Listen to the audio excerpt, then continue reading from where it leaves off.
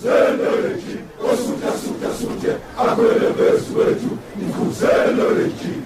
day, my friend Scofray. Good to see you again. Awesome here, my brother. It's good to be here with you. Thank you for the opportunity. And of course, I had the privilege of getting to know you and meet you as we both received leadership awards from Montana, Switzerland.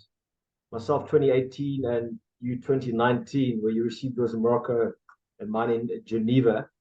And that is how we initially connected this building on this mutual interest in leadership specifically.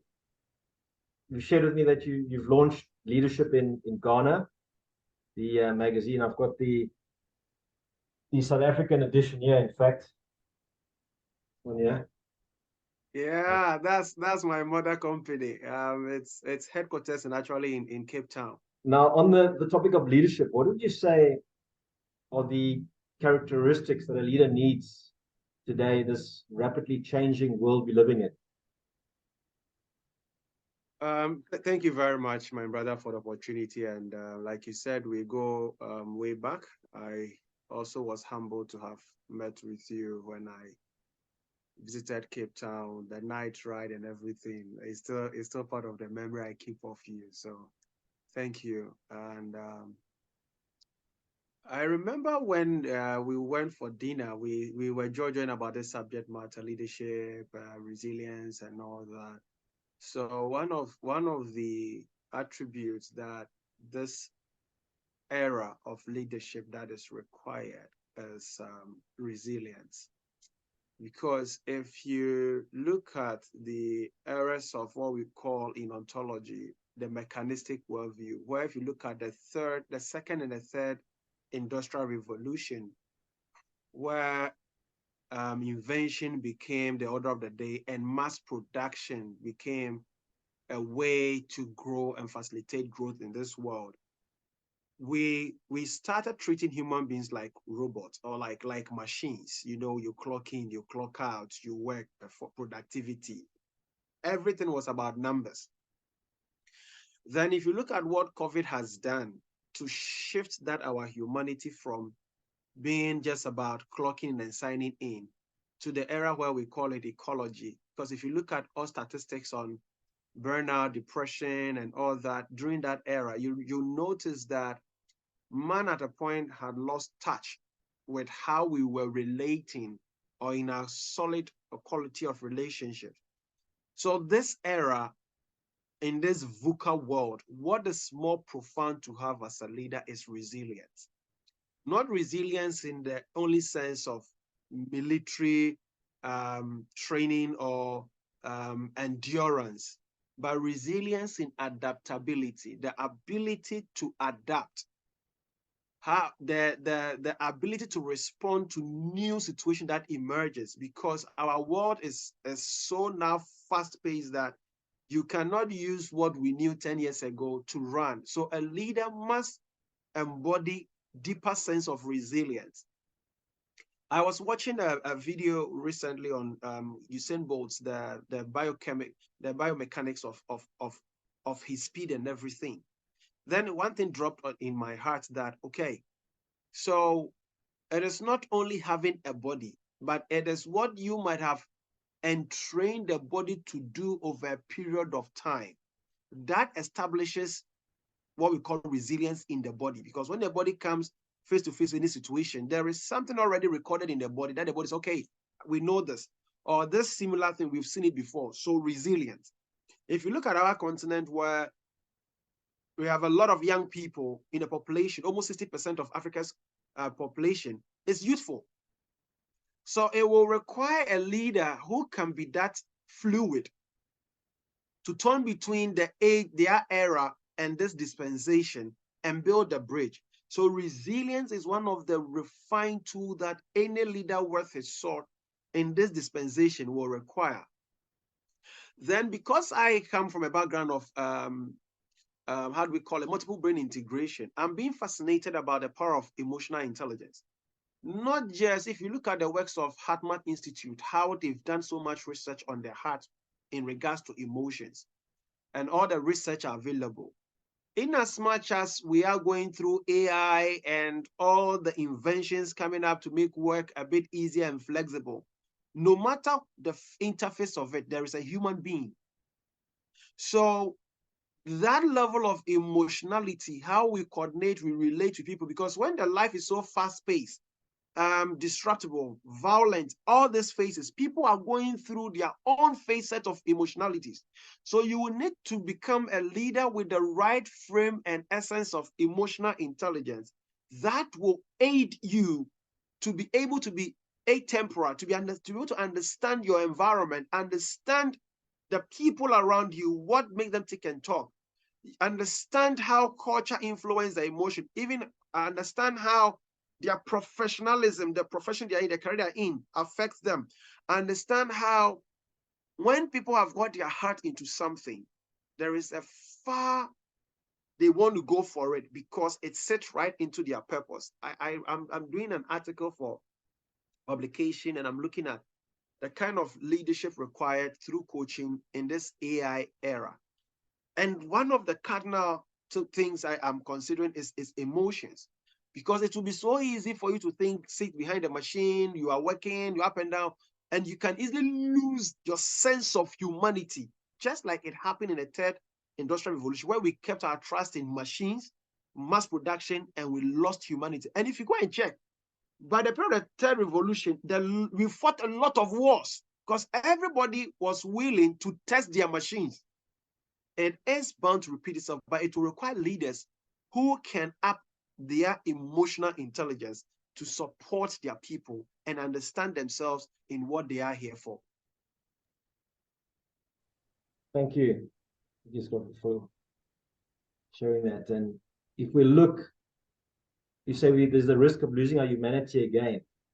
And it's almost as if we have to continue innovating, but not so much as that we innovate ourselves out of the picture, our humanity. Absolutely. And if that happens, we kind of need to continue innovating to ensure we stay very much in the picture. So what I'd like to ask you is, how can leaders foster this culture of innovation and creativity within the organization to ensure that it's in the, let's call it, sustainable, right direction? Awesome. You are South Africa based, South African by origin.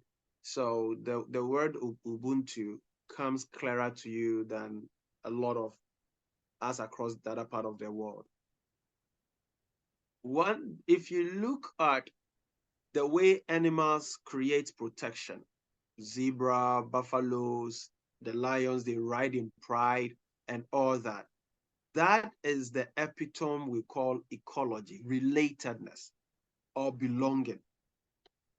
So if we can use innovation and invention to our interest, one of the driving force we need to equate is belongingness, or the power of Ubuntu, where I know my existence is because of your existence, where I know you and I, our existence is because of others' existence, because in the absence of us belonging to each other's pride, there is no humanity. It will be left with trees and water bodies and everything. Even if you look at the creations, the tree relies on the source of water.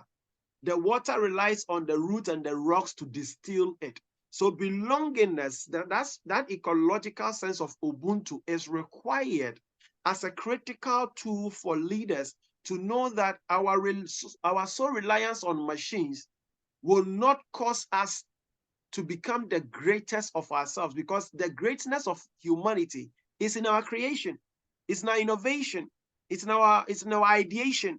And our ideation comes when we think about ourselves, because look at what is being done for neurodiversity, kids with autism, people with physically challenged. We are creating innovations to help a certain sect of the human race so that they can function to their optimum best. That is what I mean by ecology, that we innovate by thinking about the welfare and how best we can keep on being human through living in that our pride that we are together in this and drive that spirit of Ubuntu? Yes, so thinking always about the consequences, but bearing in mind the unintended consequences for humanity also. And with the global world we're living in, with interconnectivity, where we, like now, we are busy communicating on a virtual platform. Diversity is pretty much the norm, and diversity in all respects. And how would you describe an effective strategy to build and to lead diverse teams, be more inclusive? One of the things I learned, I think either Harvard or Stanford, they have a certain model of negotiation, and I use it in my trainings as well. The screens are basically tools that we need to deploy to cause us to work effectively. And one of the ways is to be able to diversify, saying that this dispensation as a CEO of a global entity, I cannot be everywhere. So I can coordinate and manage people through the screen. So it is up to the leader to understand that we are not machines, but we are human beings. Human beings that do things to get results. And it is what I am so much concerned about: connectivity. How are leaders connecting with people, or the heart behind the frames, the heart behind the screens, the human behind the filters? That is it, because any human being who feels that his purpose is situated in the job or the career he is in, this frame that we are even talking through or chatting on does not become the priority. But what I do behind the screen and the frame is what is required. And it starts with dignity and respect. By respecting and trusting, there is a book, I don't know whether by Fernando Flores or Ana Escalante, that talks about trust and the types of trust, where they say authentic trust is when you know you cannot hand over surgical knife to your child, but you can give that surgical knife to a surgeon. It is something that a lot of leaders lack: authentic trust, being able to know that when it comes to certain skills and knowledge and insight, I have my staff segmented in that space, so that when I'm entrusting that into the person's hands, I'm sure the person has got the requisite knowledge, the requisite attitude, the requisite skill, and the communication ability to facilitate that which the person will be assigned to. So that authentic trust. Then Simon Sinek recently also used the word authentic compassion, going just beyond feeling, oh, I'm an empathetic. No, but compassionate enough to want to know how best can I support you to work, perform, and still be human and produce results. So in this era of diversity, acknowledge that all our strength is not the same. Look, internet service on our continent, I can't compare internet service in Ghana to that of South Africa. We cannot compare the same to, let's say Europe. So unless you are a leader with a lot of diversity of these challenges at the back of your mind and at the back of your heart, you may call me and the internet is fluctuating. You may get angry, but it may not be my doing, even though you want your facts and figures. And this facts and figures raise a question: are you a leader who is interested in the human being, or you are going to be the leader who is only interested in the figures and the numbers? Whichever one you choose has got bearings towards what you can do. Yeah, and it's interesting talking about behind the screen, because that actually leads me to my last question for you is, with this globalized approach, which I mentioned earlier, this also means that if you have offices around the world or teams spread around the world, you can only be in one place at one time physically, right? And unless you've got a hologram of yourself, but it's not practical for you to be flying all over the show every day to be with people. So we need to be able to learn how to manage people using remote systems, people who are spread across. across the world, for example. What did you say is an effective strategy to manage people in this remote setting? I think one of the profound ways to manage people in this era is putting in structures, not robust structures that lacks fluidity, but structures where I know every team has got a team head who has got the right rapport with the people. Because even excessive screen time is hazardous to your own health. Excessive screen time is so hazardous. The light goes into your brain so much so that your serotonin that is required to support you to even sleep well, if it sees too much light, it cannot function. Your circadian rhythm that is designed to make sure it's able to time and say time is off and darkness is due, so prepare to sleep. If all this time, because of time variation across the globe, you are always up with screen because you want to micromanage people, you will need to put in the right structures of employing people to execute certain functions, that is managerial functions, so that their report can be that which you require to feel or know things are getting done on your behalf. So it is that system. It is putting people with the requisite skill, knowledge, and experience in certain spaces, making sure that reports that comes to you have a certain centralized pool where checks and balances are not only done by you. Checks and balances are done by head of department, directors, and managers, even though it's in that pool. So before something comes to you finally, it has gone through more than two people's hands who would have done the sieving out for you. To be either than that, you will always be behind either your phone or either your screen. And like I said, even the screen time and the light is hazardous to your health. So you choose systems that you put in place. Authentic trust by making sure people report, put in something like report system. At this time, this kind of can come. This period we can work, especially with time variation and everything. Because like you said, you can't be everywhere at the same time. Even if you're the human being, you at a point you break down because a certain part of your body is not functioning well. It's the same thing with business systems. What that is required is you put in that people management. It's not the job management, it's people management. It is somebody's job to manage the people when you are not there. Somebody's productivity, somebody's finance. It is that chain of system you put in place to be able to know that when I call on you, I know your report is ready. And it also comes back to what culture have you built in the company? Because culture eats strategy for breakfast. That is what is critical. What is the corporate culture of the company that you are running? Open door policy, authentic trust, authentic compassion, people feeling they belong. Do you have the vision, the mission? Can I plug in my personal purpose in life into your corporate body? When I come up, what is my corporate philosophy? How can others buy into it? How can others plug into it? So if your system is seamless for easy plug in, I believe you can sit anywhere and lead great businesses.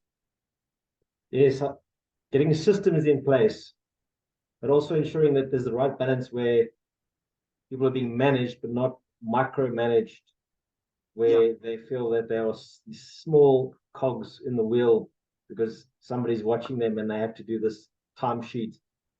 But then again, on the other extreme, you don't want to be completely leaving people feel disconnected and not part of the system. It won't work. To the extreme ends, neither gets the right result. It's the right balance. That, like I said, what is the corporate culture established? Where does belonging play in your corporate culture? Where does personal purpose play in the corporate purpose? Where does the culture where people can feel autonomous, that if I am the operations manager, I see it as my sole proprietor. You see, it's a culture you weave and build over a period of time.